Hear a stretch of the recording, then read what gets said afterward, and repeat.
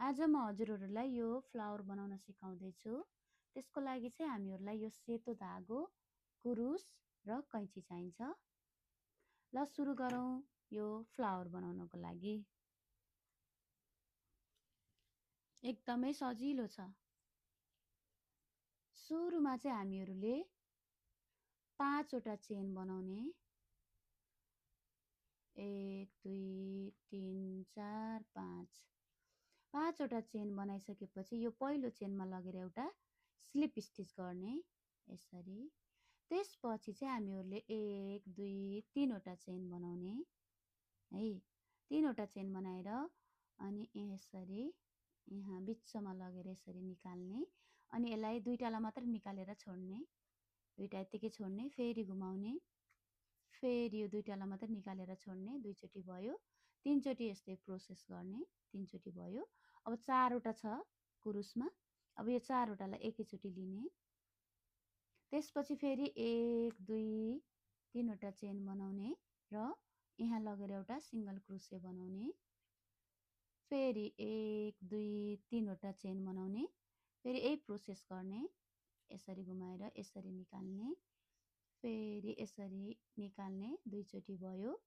फेरि निकाल्ने, तीनचोटि निकाल्ने अनि 3 वटा चेन बनाउनु पर्छ है। पछि यो भयो। अब सबैलाई एकैचोटि लिने अनि 1 2 3 वटा चेन बनाउने, फेरि यस्तै गर्ने। 3 वटा चेन बनाइसकेपछि चाहिँ सिंगल क्रोशे बनाउने है। मैले यस्तै गर्ने भने सिंगल क्रोशे बनाउने।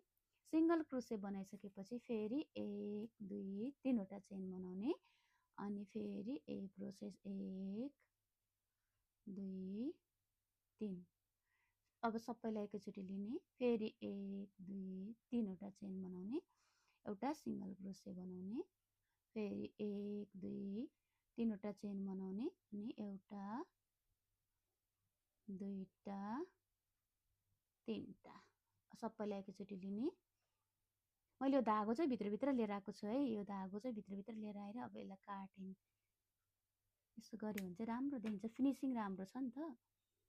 अनि त्यसपछि फेरि 1 2 3 वटा चेन बनाउने, यहाँ लगेर एउटा सिंगल क्रोशे,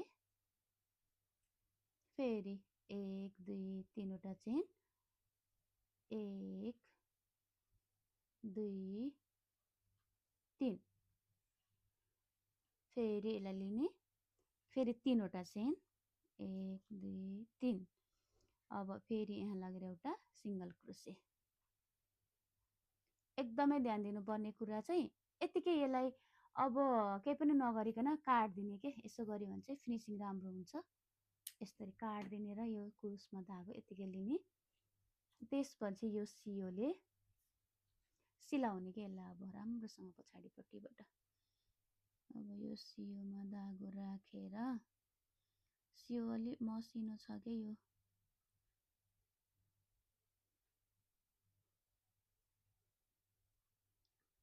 सबै आएन, आयो। अनि त्यसपछि चाहिँ अब यसलाई र यसलाई यसरी अलि बलियो बनाउनु पर्यो नि त। यसरी यसरी लिएर आउने अनि यसरी लैजाने, यसरी यसलाई अब यो धागो भित्रभित्र पारिदिने के। अनि यो पुवाल पनि देखिँदैन, कसिन्छ पनि अनि यो धागो पनि भित्रभित्र हुन्छ। यसरी यसरी अनि यसरी अनि यो धागोलाई काट्दिने। हेर्नुहोस् त यस्तो भयो।